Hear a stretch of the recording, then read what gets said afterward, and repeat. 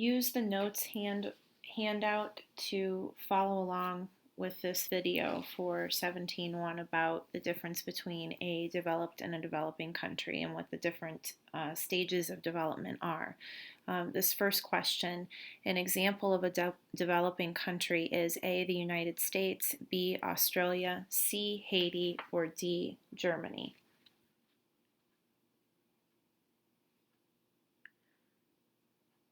Right, a developing country in this case would be Haiti.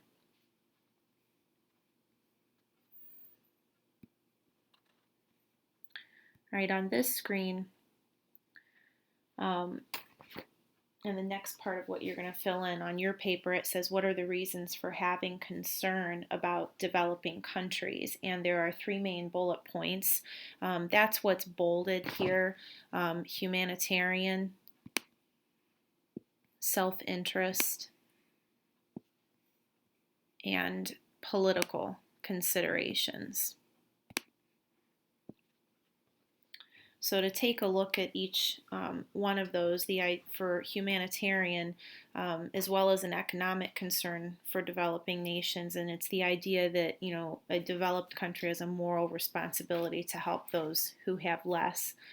Self-interest, really just looking at the different products or raw materials, natural resources that a developing country might have, and a developed nation is typically industrialized, and they're looking to build some type of a trading relationship with those that have the resources they're looking for. And then lastly, a political consideration where countries, if they have developing strong market economies that are growing faster, they are going to find it necessary and easier to cooperate with developed nations in the world market, which is important and what everyone's kind of going for. The next question, what tool allows economists to compensate for population size when assessing the economic health of nations? You should have put down per capita GDP, and this is something that we kind of briefly talked about on the last, and it was on your last test, and the importance of per capita, meaning per person, and that with population size of countries, it gives a much clearer picture of their standard of living. So in the next part of your notes, you have the stages of economic development. There are 5, and they are all 5 listed out, but there's some missing pieces to each one of them. So I'm going to go in order here, starting with primitive equilibrium. I probably am going to have to get off of my highlighter. Yes. So 1 second. We want to select. All right, so primitive equilibrium. What you'll be looking to fill out here, you see the different bullet points correspond with the A through G that's listed there. So the first thing that you're going to write down is here, no formal economic organization. In this first stage of development, they don't have a formal economic organization in place. They don't have any type of a monetary system that's in place either. And part of this, if you go way back to the beginning of the year when we talked about traditional economies, they may really not have a motivation toward growth because they are okay with the position in which they're in. No capital investment means that they are not reinvesting in themselves, in their country at all. They don't have enough money coming in to be able to do something like that. And there's also not a lot of measurable changes that are taking place. And again, I mentioned traditional economy, rules are handed down, and that culture and tradition is what directs their economic decision making. The next one is transition. This would be stage 2 of economic development. And in transition, you're starting to break away from primitive equilibrium and move toward making changes, but you haven't done it yet. You're starting to see old customs, old traditions are starting to fade and go away because they are being questioned by people, and there are some who are starting to try new patterns of living or new ways of doing things.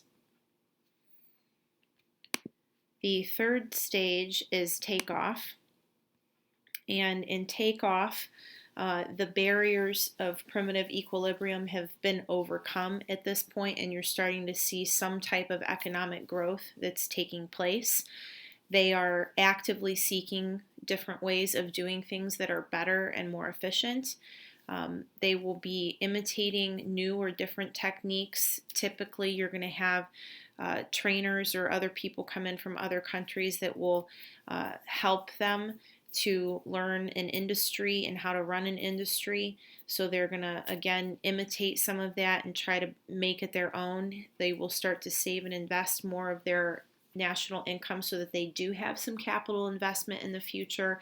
And the industries that they are trying to establish, they are rapidly growing at this point.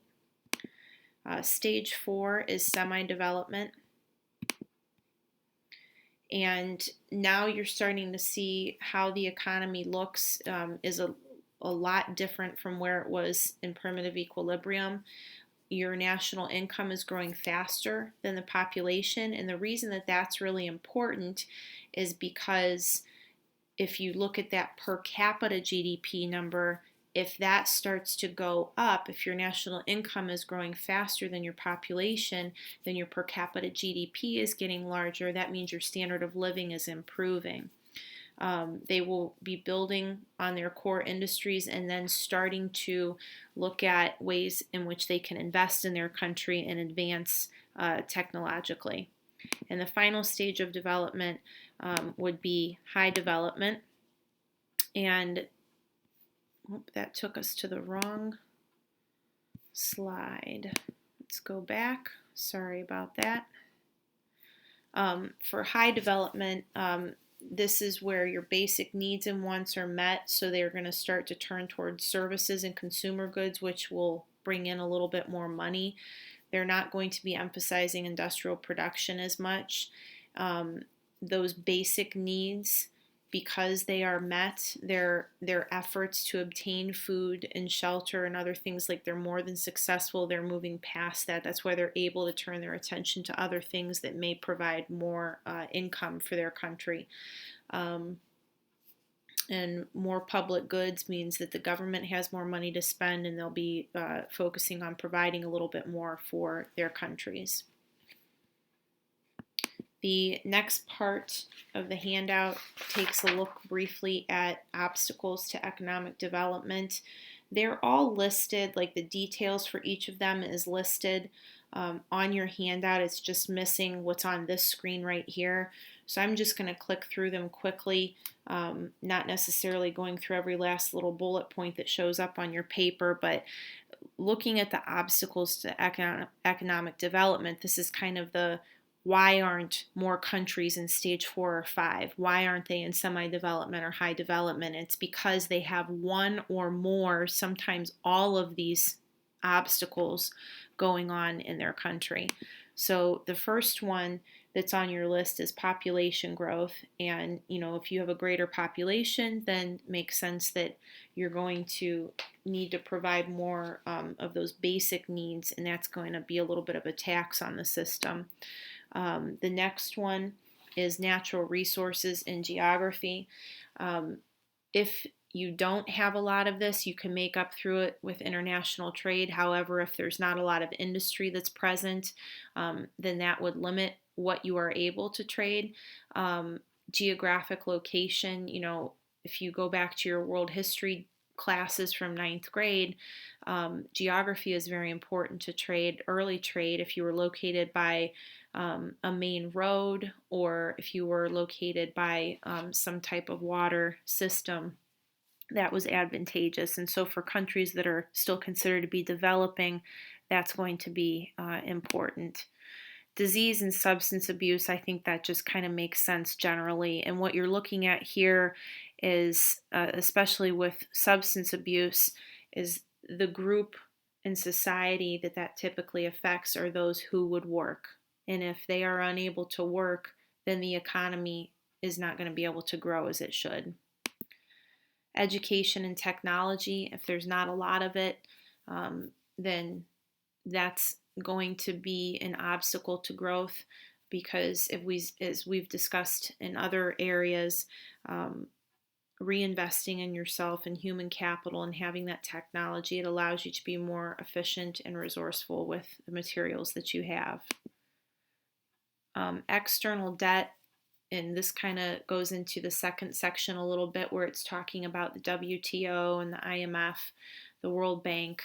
And if you're borrowing a lot of money, then you've got to constantly be paying that back. So that money that you're paying back and that you owe is not money that's going back into your country to help your country reinvest in itself. Corruption at different levels of the law enforcement or government is going to hurt the economy, because oftentimes that money is going into those individuals' pockets. If there's a lot of fighting, then that's going to hurt the economy. There's not going to be businesses that want to invest in the area, and you'd probably lose, if there's a lot of direct fighting that's taking place, damage to the property itself is going to be a factor, and then damage to infrastructure. Think of your roads, bridges, highways, those kinds of things, and it's hard to trade or get your product out to where it needs to be. And the last one is capital flight, and that has to do, kind of ties in with corruption a little bit, and that you're facing a business or a government is facing a cash shortage when something like this happens, and it limits, the availability of funds for a country to reinvest in itself. There's a few questions that are listed at the bottom of your note sheet. You don't have room to answer them on this sheet, but you can answer them on the back of the free enterprise activity that has foreign investment at the top. So you can come back and answer those questions in a little bit, and we will discuss them the next time that I see you. The questions are: why might people in a primitive equilibrium society prefer to remain in that stage? Suppose you are an official in charge of economic development in a developing country. Choose 2 obstacles to economic development that you would address and explain why you would tackle them first. What are some of the ways that an HIV/AIDS epidemic could impact a nation's economy? Think of its labor force. Why is aiding developing countries in the self-interest of the U.S.? And I think that last question is very important, not just for the U.S., but any developed country. Why should a developed country want to aid a developing country, and why would they want to help them? How is that in their own self-interest? Again, that's, I think, a very important question to consider. The next item, you have another handout that has this chart at the top. And it just goes through and gives you a little bit of an example of foreign investment, and kind of try to look at what was going on at that time. So you can go through with a partner if you want to answer those 5 questions that go with that, and you can staple your notes in that handout together to turn in. Actually, you don't need to turn your notes into me. I want you to hang on to those so that you can use them for your globalization project, because your answers to those 4 questions are going to be on the back of this handout, so you can just turn in this one instead. And lastly, there's a few quiz questions. I'll ask you these or have you answer these. There's 8 of them that I will have you guys go through when I see you next.